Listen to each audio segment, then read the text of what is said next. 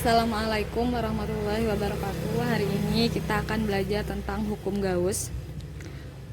Hukum Gauss. Untuk materi hukum Gauss ini masih berkaitan dengan materi sebelumnya, yaitu medan listrik. Di LKS hukum Gauss terdapat di halaman 18.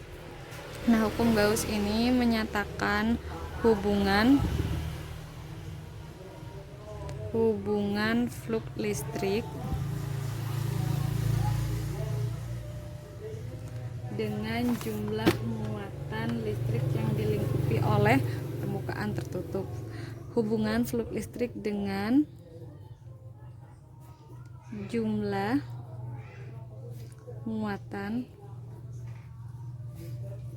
yang dilingkupi oleh permukaan tertutup.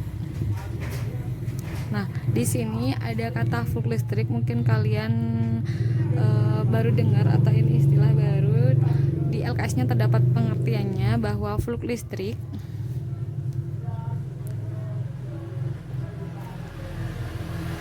adalah sejumlah garis medan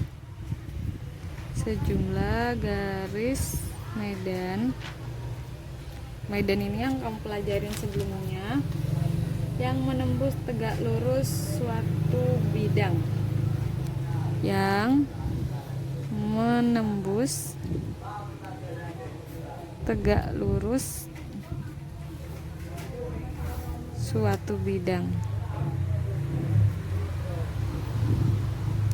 Nah, flux listrik itu disimbolkan dengan ini namanya flux listrik. Kemudian medan itu disimbolkan dengan E, sedangkan bidang luasan itu disimbolkan dengan A. Maka akan diperoleh flux listrik itu sama dengan E kuat medan dikalikan dengan luas bidang. Ini persamaan dari flux listrik. Nah, misalkan ada sebuah bidang yang mempunyai luas A dan ini terdapat garis normal N. Nah, di sini dia menembus tegak lurus, maka tegak lurusnya dari sini ya. Ini adalah garis-garis medannya. Ini kan tegak lurus. Ini E, maka diperoleh flux sama dengan E dikali A. Beda halnya jika kuat medannya menembus membentuk sudut. Misalkan saya kasih gambar di sebelahnya. Ini adalah bidang dengan luas A, kemudian ini adalah garis normal. Dan tadi ini menembus tegak lurus. Nah, ini membentuk sudut. Misalkan di sini. Ini adalah E-nya.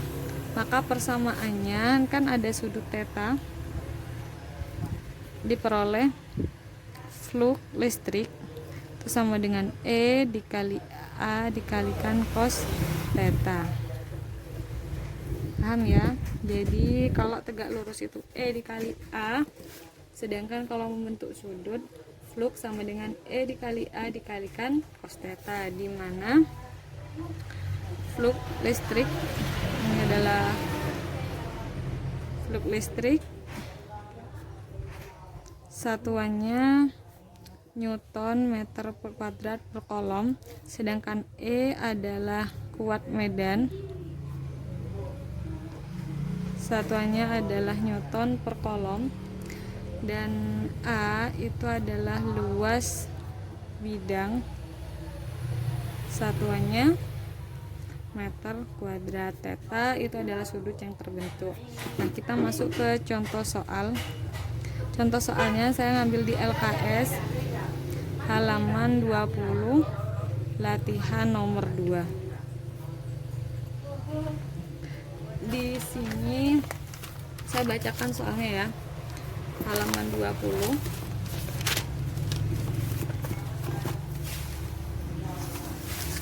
Soalnya sebuah bidang lingkaran dengan jari-jari 7 cm jika ada kuat medan listrik sebesar 200 Newton per kolom mengarah pada bidang tersebut dengan membentuk sudut 60 derajat terhadap bidang, tentukan berapa flux listriknya. Nah, kita tulis dulu apa yang diketahui. Yang pertama yang diketahui itu adalah sebuah bidang lingkaran. Ini bidang lingkaran. Kemudian membentuk jari-jari. Dia mempunyai jari-jari sebesar 7 cm. Dan ini adalah garis normalnya. Dia medannya menembus dengan sudut 60 derajat. Ditanya, di situ diketahui kuat medannya 200 Newton per kolom. Ditanya berapa fluxnya.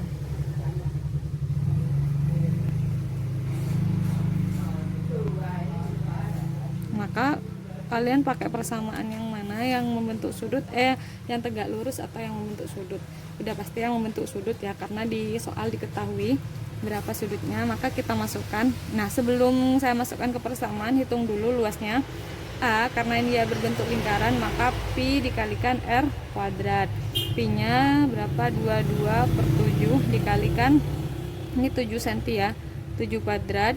Berarti ini kan dicoret, maka di situ 22 kali 7 itu sama dengan 154 cm persegi.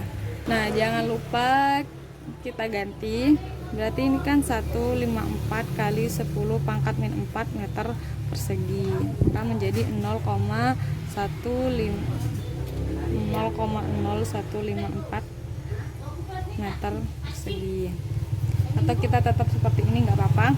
Kita masukkan bahwa flux itu sama dengan E dikali A dikalikan cos 60 karena sudutnya 60. E nya berapa? 200 ya. 200 dikalikan, saya pakai yang ini aja, 154 kali 10 pangkat min 4 cos 60 setengah. Nah, ini dibagi dengan ini, hasilnya adalah 154 kali 10 pangkat min 4. Kalau ini dicoret, maka sisa 154 kali 10 pangkat min 2. Karena ini nolnya 2, maka di sini berkurang 2 ya. Nah, kita sederhanakan, maju 2 kali 1 2, maka 1,54 Newton meter kuadrat per kolom. Ini adalah flux listriknya. Kalau misalkan bentuk bidangnya persegi, maka kalian menghitungnya panjang kali lebar. Jadi bidangnya sesuai dengan yang diketahui dari soal bentuknya seperti apa. Paham ya? Nah, ini untuk hukum Gauss tentang flux listrik. Nah, selanjutnya kita akan belajar tentang hari ini juga kita akan belajar tentang energi potensial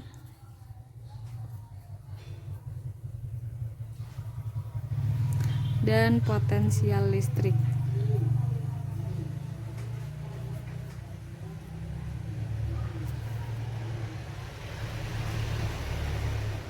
Untuk yang pertama adalah energi potensial.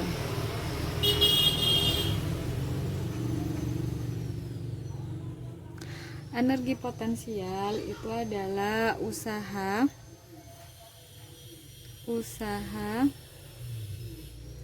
yang diperlukan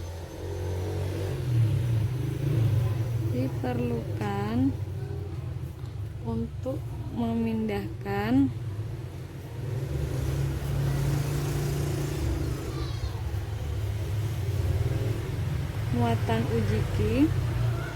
muatan uji ke suatu tempat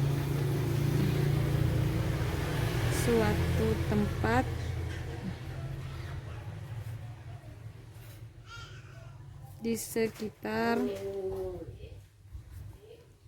muatan sumber. Untuk muatan uji itu disebut dengan Q aksen, sedangkan muatan sumber itu adalah Q. Jadi secara matematis dituliskan bahwa energi potensial itu adalah K dikalikan Q sumber Q uji per R tanpa kuadrat. Bedanya dengan gaya kolom, kalau gaya kolom jaraknya dikuadratkan. Misalkan di sini ada muatan sumber, kemudian di sini ada muatan uji. Misalkan pertama ada di sini. Ini adalah muatan uji, kemudian Q1 dipindahkan ke Q2. Ini adalah muatan sumber, maka di situ akan diperoleh EP sama dengan K Q dikalikan Q aksen per R. Paham ya?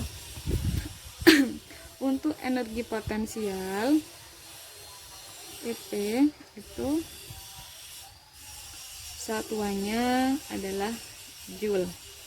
Nah, untuk yang kedua kita akan belajar tentang potensial listrik. Kalau energi potensial itu adalah EP, untuk potensial listrik adalah V, di mana potensial listrik itu adalah besarnya energi potensial tiap satuan muatan. Nah, jadi kan di sini energi potensial EP tiap muatan Q. Nah, potensial itu disimbolkan dengan V besar, maka diperoleh persamaannya adalah V sama dengan EP per Q. Kita jabarkan bahwa EP itu adalah K Q per R dibagi Q. Maka Q-nya dicoret 1, akan menyisakan V sama dengan K Q per R. Nah, untuk persamaannya dari gaya kolom, kuat medan, energi potensial, kemudian potensialis itu hampir sama ya, hanya ada unsur K, Q, dan R. Jadi kalian jangan sampai keliru. Nah, kalau kemarin kalian belajar tentang gaya kolom,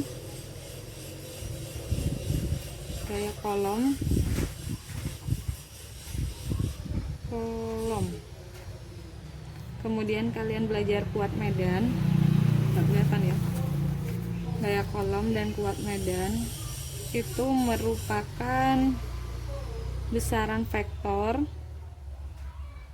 di mana penjumlahannya harus mengikuti aturan vektor, dan di situ tanda positif dan negatif hanya menunjukkan arah, tidak dimasukkan ke dalam perhitungan. Sedangkan untuk energi potensial dan potensial listrik ini merupakan besaran skalar.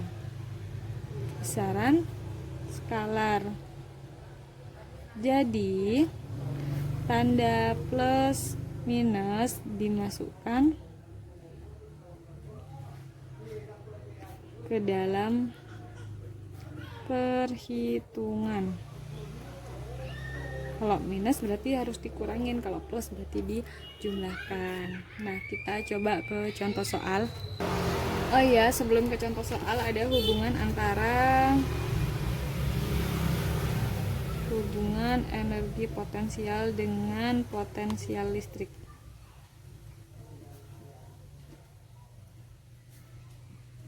Yaitu bahwa EP itu sama dengan W, dengan energi, di mana W itu merupakan Q dikalikan delta V, di mana Q itu adalah muatan, sedangkan delta V itu adalah V2 min V1. V1 adalah potensial listrik 1, atau ini akhir dikurangi awal ya, listrik awal, sedangkan V2 adalah potensial listrik akhir.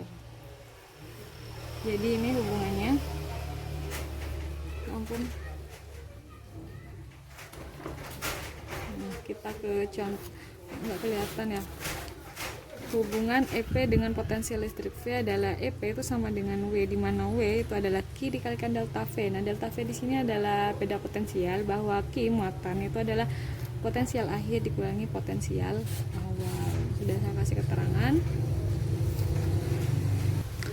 Nah, untuk contoh soal saya akan ngambil contoh soal di LKS. Untuk yang potensial listrik itu ada di halaman 22 latihan nomor 1. Nah, di sini soalnya 3 buah muatan masing-masing Q1 2 mikrokolom, kemudian Q2 min 4 mikrokolom, dan Q3 3 mikrokolom miliki posisi seperti gambar.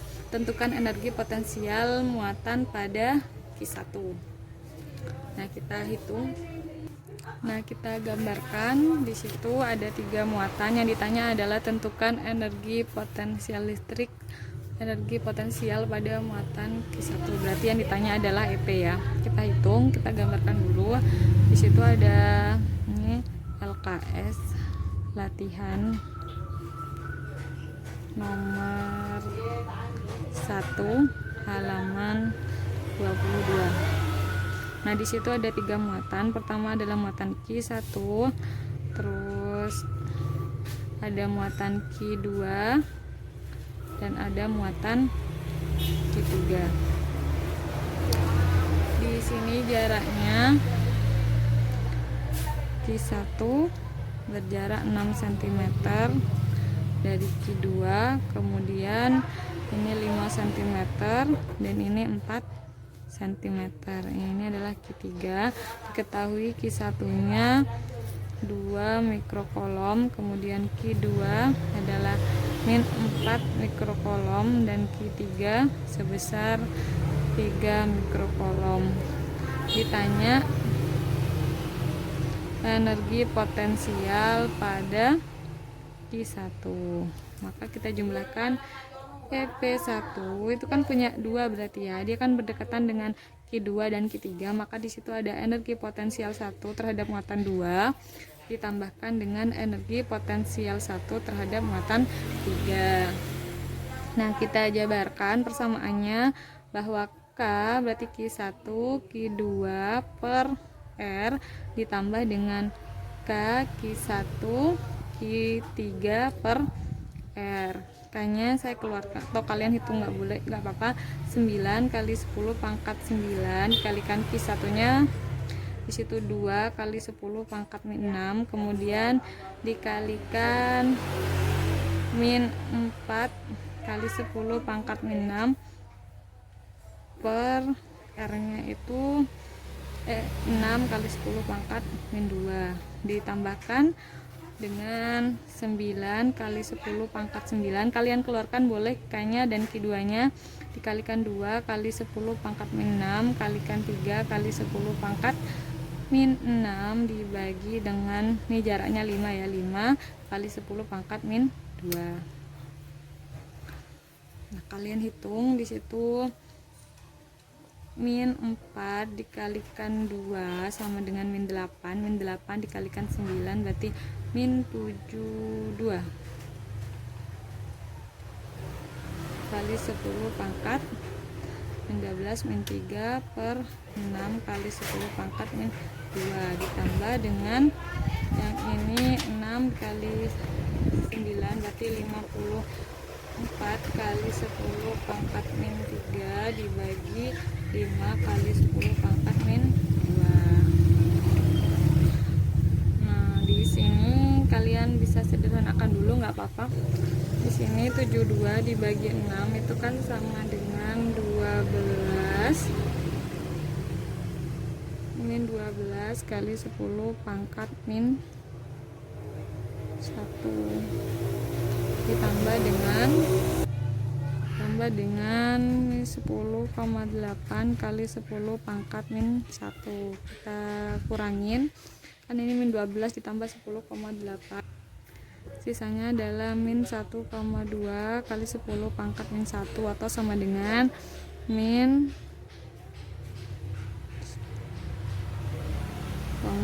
12 Joule. Paham ya?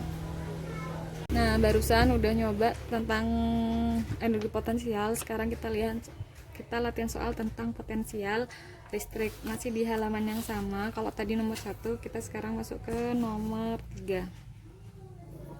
Di sini soalnya Sebuah elektron bergerak dengan sebuah elektron bergerak dengan kecepatan. Bukan yang nomor 4 ya. Yang nomor 4.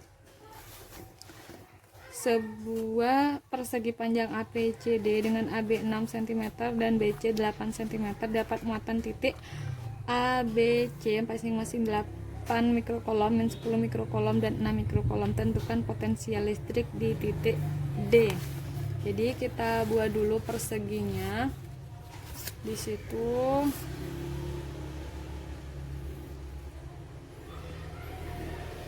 kalau ini adalah A, B, C, D. AB panjangnya 6 cm, kemudian BC panjangnya 8 cm. Kemudian diketahui bahwa di masing-masing QA itu muatannya sebesar, di sini QA ya berarti ya, QA, QB, QC, D. QA sebesar 8 mikrokolom, kemudian QB sebesar min 10 mikrokolom, sedangkan QC sebesar 6 mikrokolom. Yang ditanya adalah potensial di titik D. Nah, berapa di sini? Berarti kan ada jarak ya di sini. Kalian bisa hitung pakai Pythagoras. Kalau di sini 6, di sini 8, maka di sini adalah 10 cm.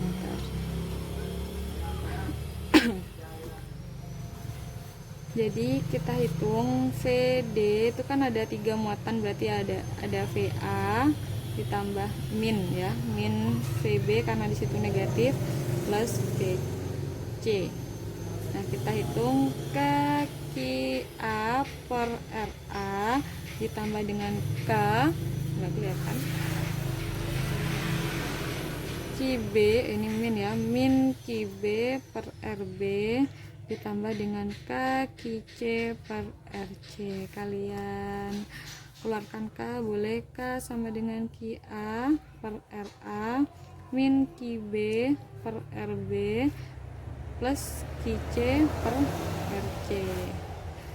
Saya ke kertas berikutnya. Maka di situ VD sama dengan K 9 kali 10 pangkat 9, kemudian QA nya di situ 8 kali 10 pangkat min 6, kemudian jaraknya di situ terhadap mana ya gambarnya.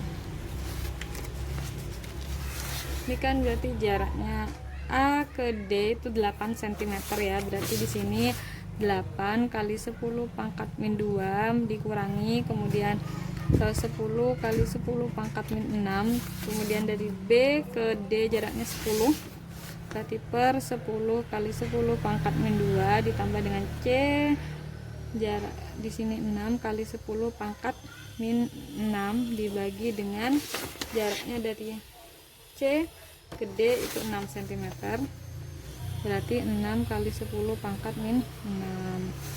Nah, di sini 9 kali 10 pangkat 9 ini kita coret, berarti sisa 10 pangkat min 4, di sini juga min 10 pangkat min 4. Nah, di sini juga 10, ini min 2 ya, kali 10 pangkat min 4, maka diperoleh ini kan habis berarti ya 9 kali 10 pangkat 9 sisa 10 kali pangkat min 4, maka hasilnya adalah 9 kali 10 pangkat 5 volt.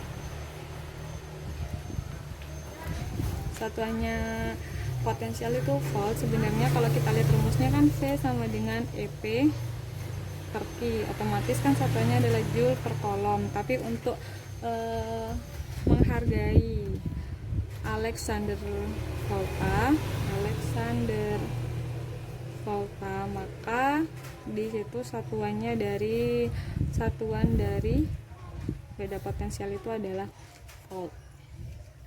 Jadi untuk energi potensial dan potensial listrik di situ tanda plus minusnya dimasukkan ke dalam perhitungan.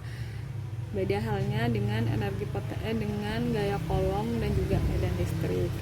Nah, itu saja mungkin materinya.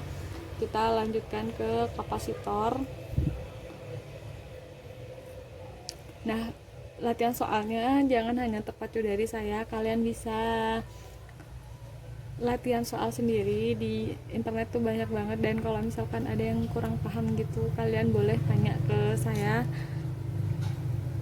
tentang penyelesaian soalnya, karena ini kan kita nggak tatap muka, jadi saya tuh ngasih contoh yang bener-bener sederhana. Jadi kalian silahkan perdalami sendiri tentang materi-materinya.